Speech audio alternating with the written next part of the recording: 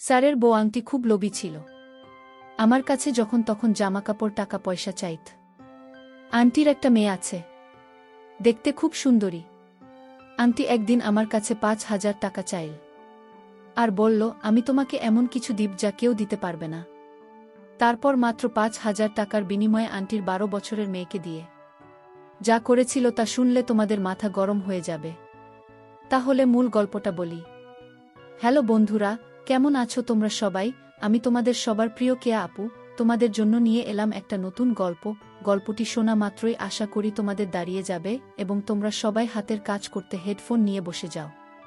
প্রতিদিন নিয়মিত গল্প পাওয়ার জন্য আমার চ্যানেলটি সাবস্ক্রাইব করে নোটিফিকেশন বেলটি অল করে রাখুন। তো গল্পটি শুরু করা যাক। কলেজে ওঠার পর আমার একজন গণিত ও টিচারের প্রয়োজন হয়। তবে সবাইকে বললেও সেরকম ভালো টিচারের খোঁজ পাইনি। শেষে আমাদের ক্লাসে একটা মেয়েকে ওর স্যার এর ব্যাপারে কথা বলতে শুনে ওকে গিয়ে জিজ্ঞেস করলাম। জানতে পারলাম কলেজের পাশে একজন থাকে, উনি খুবই ভালো গণিত ও পড়ায়। মেয়েটার নাম আর ফোন নাম্বার নিলাম। পরের দিন সকালেও দাঁড়াল কলেজের গেটের সামনে। আমিও পৌঁছালাম। তারপর ওর সাথেই স্যারের বাড়ি গেলাম। 3 মাস ওনার কাছে পড়তে পড়তে কিছু জিনিস আমি খুব ভালোভাবে বুঝতে পারলাম। স্যার মানুষ হিসেবে খুব যে বাজে তা নয়, চালাক চতুর তো খুবই, তবে পরেও খুব একটা বেশি আয় করে না। গরিবের জন্য প্রায় সময় কানে আসতো নানান রকম কথা। স্যার এর বইয়ের নাম তুলসী। স্যার আমাদের টিচার বলে আমরা সবাই তার বুকে অ্যান্টি বলেই ডাকতাম। এই সময়ের মধ্যে আরও একটা জিনিস আমি খুব ভালো লক্ষ্য করলাম, সেটা হলো অ্যান্টি স্যারকে নিয়ে অনেক অভাব বোধ করেন। সে তার বউ বাচ্চার সব চাহিদা পূরণ করতে পারে না, তবে উনাকে নিয়ে সেরকমভাবে তখন কোনো কিছু ভাবিনি। আমার বাবার বেশ টাকা পয়সা থাকায় আমি সব সময় খুব ভালো জামাকাপড় পরে যেতাম। দামি বাইক কিনে দিয়েছিল বাবা, তাতে করে পড়তে যেতাম। তবে বাবার করা আদেশ ছিল আমি যেন বাইক নিয়ে কলেজে না যাই, আর তার সেই আদেশ আমি মেনে নিয়েছি। একটা জিনিস আমি লক্ষ্য করেছিলাম যে স্যারের মেয়ে আমার প্রতি একটা আলাদা নজর ছিল। সেটা ছিল শুধুমাত্র আমার ব্যবহার করা দামি জিনিসগুলোর জন্য। এরকমভাবে ঈদের সময় এসে গেল। সবাই নতুন জামা কাপড় কেনা নিয়ে আলোচনা শুরু করলাম। যেহেতু আমাদের কলেজের প্রথম বছর, আমরা একসাথে ঈদ করার প্ল্যান করলাম। আর আমার বাইক থাকায় আমার সহপাঠীরাও খুব ইচ্ছুক আমার সাথে বাইকে করে ঘুরে বেড়াতো। আমার কাছে সেটা এক নতুন ব্যাপার। ঈদের প্রায় মাসখানেক আগের কথা, আমরা পড়াশোনা করে বের হতেই স্যার আমাকে বলেন, স্যার বলল তোমাদের আন্টিকে একটু মার্কেটে নামিয়ে দিও। সে নাকি কিছু কেনাকাটা করবে। মার্কেটটা বেশ দূরে ওনাদের বাড়ি থেকে, অটো করে যেতে হয়। বুঝলাম অটোর টাকা বাঁচানোর জন্যই এই পন্থা নেওয়া, কারণ স্যার অ্যান্টিকে বলেছিল সে যে ফেরার সময় হেঁটে চলে আসে। আমি ওনাকে বসিয়ে নিয়ে গেলাম। অ্যান্টি কোনোদিন বাইকে বসেনি বলে তার খুব ভয়। সে বাইকে উঠল। আমি তাকে নিয়ে মার্কেটে গেলাম। মার্কেটের কাছে আসলাম।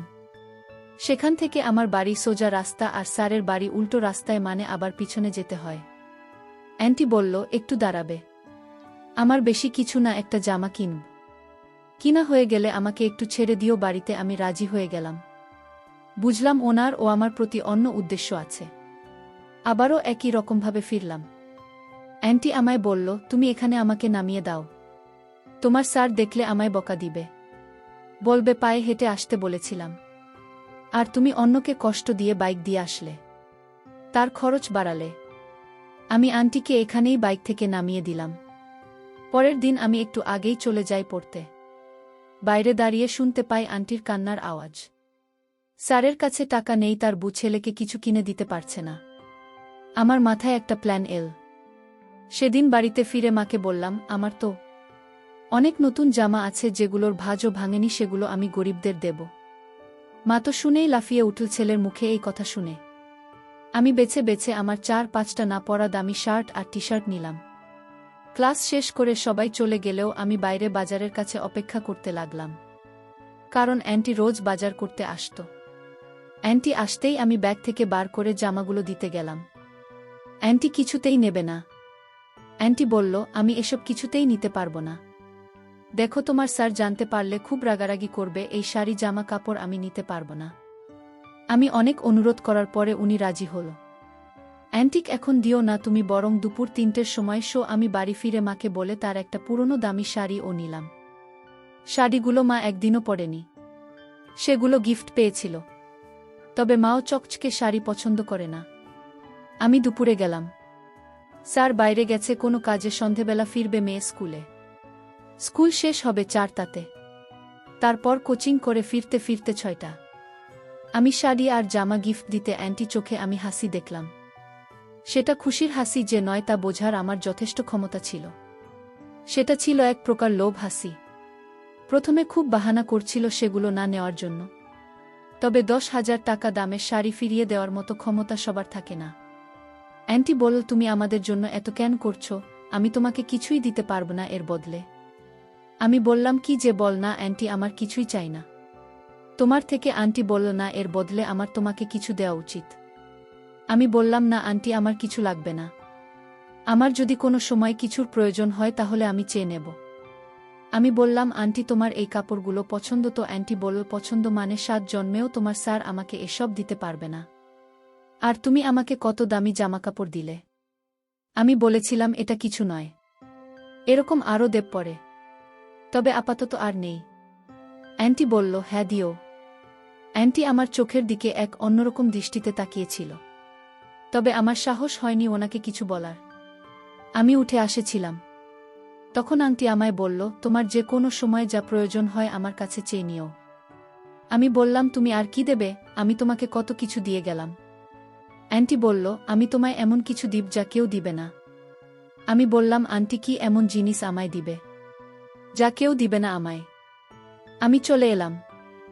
বুঝলাম অ্যান্টি আমার থেকে আরও জামাকাপড় বা টাকা পেলে আমি যা বলব তাই দিতে রাজি থাকবেন। তবে আমার কাছে আরও জামা শাড়ি থাকলেও সেগুলো আমি তখনই দিব আন্টি যখন আমি কিছু পাব। পরের দিন পড়তে গেলাম। স্বাভাবিকভাবে পরে বের হলাম। উনি বারবার পড়ার ঘরে আসছিল আর নানান বাহানায় স্যারের সাথে কথা বলছিল। আমি ভাবলাম আমি ওনাকে এমন লোভ দেখাব যাতে সে আমার কথায় সারাদিন চিন্তা করতে থাকে, যাতে করে হতাশ হয়ে উনি নিজে একটা পদক্ষেপ নেয়। আমাদের পড়া শেষ হতেই একদিন সবার সামনে আমাকে এসে বলল, অ্যান্টি বলল, তুমি আমাকে একটু মার্কেটের দিকে ছেড়ে দেব। এ কথা শুনে স্যার রাগী ভাব নিয়ে অ্যান্টি দিকে তাকালেও অ্যান্টি কোনো তোয়াক্কা করল না। আমিও না বলিনি। অ্যান্টিকে বাজারে নিয়ে আসলাম। বাজারে আসতেই থামাতে বলল। আমি বাইক থামাতে উনি নেমে পড়লেন। আমি মার্কেটে নামিয়ে দিয়ে চলে গেলাম। ঈদের আগে শেষ ক্লাস ছিল আমাদের। আমি যথারীতি আগে গিয়ে হাজির। স্যার তখন বাথরুমে। আন্টি আমায় বলল, তোমার ফোন নাম্বারটা দেবে। আমি দিলাম। তাড়াতাড়ি আমার ফোন নাম্বারটা নিয়ে চলে গেল। ঈদের ৩য় দিন বিকাল বেলায় আমি রেডি হচ্ছিলাম। ক্লাসের বন্ধুরা বেরাব একসাথে। একটা অজানা নম্বর থেকে ফোন এল। আমি, হ্যালো, কে বলছেন? আমি তোমার আন্টি। আমি বললাম, হ্যাঁ অ্যান্টি বলেন। অ্যান্টি বলল, তুমি আজ আসবে এখানে? একটু দরকার ছিল। আমি ঘুরতে যাওয়ার প্ল্যান বাদ দিলাম। আমি বন্ধুদের সাথে ঘোরাঘুরির প্ল্যান বাদ দিলাম। আমি আমার বন্ধু ওদেরকে বুঝিয়ে বললাম, তোদের নিয়ে অন্যদিন ঘুরতে যাব। আজ আমার বাড়িতে জরুরি দরকার আছে। আমি তাদের মিথ্যা কথা বলে স্যারের বাড়ি চলে গেলাম। ঘরের ভিতরে ঢুকেই দেখি আমার দেয়া দামি শাড়ি পরে দাঁড়িয়ে আছে। আমি আন্টিকে জিজ্ঞেস করলাম, স্যার কোথায় আন্টি? আন্টি বলল, তোমার স্যার বাড়িতে নেই। আমার মেয়েকে নিয়ে বাইরে গেছে। মনে হয় কোথাও ঘুরতে গেছে। তাহলে আন্টি আপনি বাড়িতে একা? যাই হোক, আন্টি আমায় ফোন দিলে কেন? আন্টি বলল, দরকার ছিল। আমি বললাম, কি দরকার বলুন। আন্টি বলল, তুমি যে বলেছিলে আমাকে আরও শাড়ি দেবে, দিলে না তো। আমি কি একটাই শাড়ি পরে ঈদ কাটাব? আমি বললাম, তুমিও তো বলেছিলে আমাকে এমন কিছু দেবে যা অন্য কেউ দিতে পারবে না, কিন্তু দাওনি তো। আন্টি বলল, এই ব্যাপার বুঝি? আমি বললাম, হ্যাঁ তাই। আন্টি তখন আমায় বলল, আচ্ছা তুমি আমায় কিছু টাকা দিতে পারবে? আমি বললাম, কত টাকা? আন্টি বলল, আমার ৫,০০০ টাকা হলে হবে। পরে আবার দিয়ে দিব তোমায়। আমায় বিশ্বাস করে টাকাটা দাও। আমি বললাম, আন্টি আমি তোমায় টাকা দিব, কিন্তু টাকা ফেরত নিতে পারবো না। যদি ফেরতের কথা বলেন তাহলে আমি টাকা দিতে পারবো না। আচ্ছা বাবা, ঠিক আছে, আমি তোমাকে টাকা ফেরত দেব না। এখন খুশি? তাহলে ৫,০০০ টাকা দাও। আমি আন্টিকে বললাম, আন্টি তুমি আমায় বলেছিলে কি দিবে যা অন্য কেউ দিতে পারবে না। তাহলে কি দিবে আমায়? আন্টি তখন বলল, তুমি আমায় আগে টাকা দাও, তারপর দেখো আমি তোমাকে কি উপহার দেই। আমি আন্টির কথা শুনে আন্টিকে বললাম, তাহলে আপনি 30 মিনিট অপেক্ষা করুন, আমি আপনার জন্য বাড়ি থেকে টাকা নিয়ে আসছি। আন্টি বলল, ঠিক আছে, তুমি তাহলে বাড়ি থেকে টাকা নিয়ে এসো, আমি অপেক্ষায় আছি তোমার।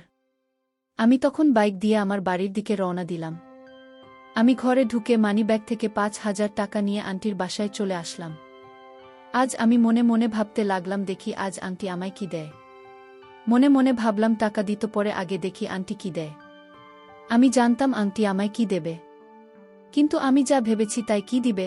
যাই হোক, আমি আন্টিকে বললাম, আন্টি আমি টাকা নিয়ে আসলাম, এখন তুমি আমায় কি দেবে দাও। তুমি তো বললে আমি যা দিব তা কেউ দিতে পারবে না। তাহলে কি এমন জিনিস আন্টি বলুন। আন্টি তখন বলল, আমি যা দিতে চাই সেটা দিনের বেলা হয় না। আমি বললাম, কি এমন জিনিস দিবে তাও দিনে দেওয়া যাবে না। আমি আন্টিকে বললাম, আন্টি দিনে দেওয়া যাবে না। আন্টি বলল, না, দিয়ে দেওয়ার নিয়ম নেই। আমি আন্টির মুখে এমন কথা শুনে অবাক হলাম। আমি তো চিন্তায় পড়ে গেলাম, দিনের বেলায় হবে না। আচ্ছা ঠিক আছে আন্টি, আপনি টাকাটা রাখুন, আপনার যখন সুবিধা হয় আপনি দিবেন, আমি কিন্তু টাকার কথা বলছি না। আপনি আমায় কি জানি দিবেন রাতের বেলায়, আমি সেটা নিতে চাই। তারপর আন্টি বলল, এখন তুমি বাড়ি যাও, সন্ধ্যায় আবার এসো, আজ আমাদের বাড়িতে তোমার থাকতে হবে, তাহলে আমি দিতে পারবো। আমি বললাম, কোনো সমস্যা নাই আন্টি, আমি সন্ধ্যায় আসছি তোমাদের বাড়িতে। আমি যখন আন্টির বাড়ি থেকে বের হলাম, আন্টি তখন আমায় বলল, দাঁড়াও, আসার সময় বাজার থেকে বা ফার্মেসি থেকে 1 প্যাকেট ফুচকা নিয়ে এসো। আমি আন্টির কথা শুনে অবাক হয়ে গেলাম। আমি আন্টিকে বললাম, আন্টি ফুটকা দিয়ে কি হবে? আরে বোকা, তোমায় যা বলেছি তা নিয়ে এসো। আমি বুঝেও না বোঝার ভান করলাম আন্টির সামনে। আমি তো আর এখন ছোট নয় যে বুঝি না, আমি সবই বুঝি। যাই হোক, আমার মনের ভিতর কেমন জানি ভয় করছে। আমি সন্ধ্যার আগে গোসল করে খেয়ে নিলাম, তারপর শরীরের পারফিউম দিলাম, তারপর ফুটকাটা নিয়ে আন্টির বাসায় চলে গেলাম। আমি আন্টির বাসায় ঢুকতে আন্টি বলল, তুমি তো দেখি জামাই সেজে গেছো, বাহাজ তোমাকে অনেক সুন্দর লাগছে। আমি আন্টিকে বললাম, কি যে বলেন। আন্টি বলল, এত লজ্জা কিসের, তুমি তো আমার ছেলের মতো। আমি আন্টির কথা শুনে ভাবলাম, কি বলে আন্টি এসব, তাহলে আমি যা ভেবেছি তা কি মিথ্যা হতে চলেছে নাকি? আমি তো কিছুই বুঝতে পারি না, দেখি কি হয়, আল্লাহ ভরসা। আন্টির একটা মেয়ে আছে, খুব সুন্দরী, এবার ইন্টার সেকেন্ড ইয়ারে পড়ে। আমি আন্টিকে বললাম, আন্টি নাও, তুমি ফার্মেসি থেকে আনতে বলেছিলেন। ইয়া আসলাম। আমি আন্টিকে বললাম, আন্টি কি দেবে দাও। আন্টি বলল, এত পাগল হয়েছ কেন, রাত পোহাতে তো অনেক বাকি। হঠাৎ দেখলাম স্যার তার নিজের মেয়েকে সাজিয়ে নিয়ে আসলো। আন্টি বলল, আমার মেয়েকে তোমার সাথে বিয়ে দিতে চাই। আমি জানি তুমি মনে মনে তাকে ভালোবাসতে, আর তাই আমি তোমার মতো ভালো ছেলে ছাড়া করতে চাই না। আমি আজ আমার মেয়েকে উপহার হিসেবে তোমাকে দিলাম, মানে তুমি রাজি থাকলে তাকে তোমার সাথে দিয়ে দিব। আমি মনে মনে যা চিন্তা করছিলাম, দর্শক বন্ধুরা তোমরা হয়তো বুঝতে পেরেছ, কিন্তু আমি যা চিন্তা করছি সব ভুল চিন্তা, সব আমার মনের ভুল ধারণা। যাই হোক, আমি ওদের কথায় রাজি হলাম, তাদের সম্মতিতে আমি তাকে বিয়ে করে ফেললাম। প্রিয় বন্ধুরা, গল্পটি ভালো লাগলে অবশ্যই কমেন্ট করে জানাবেন, আর নিয়মিত এমন আলাদা স্বাদের গল্প শুনতে ভিডিওটিতে লাইক এবং চ্যানেলটিকে সাবস্ক্রাইব করে সাথেই থাকুন। আর হ্যাঁ, নোটিফিকেশন বেলটি অল করে রাখবেন, যাতে পরবর্তী গল্প সবার প্রথমে আপনাদের কাছে পৌঁছে যায়। ধন্যবাদ বন্ধুরা, ধন্যবাদ সবাইকে।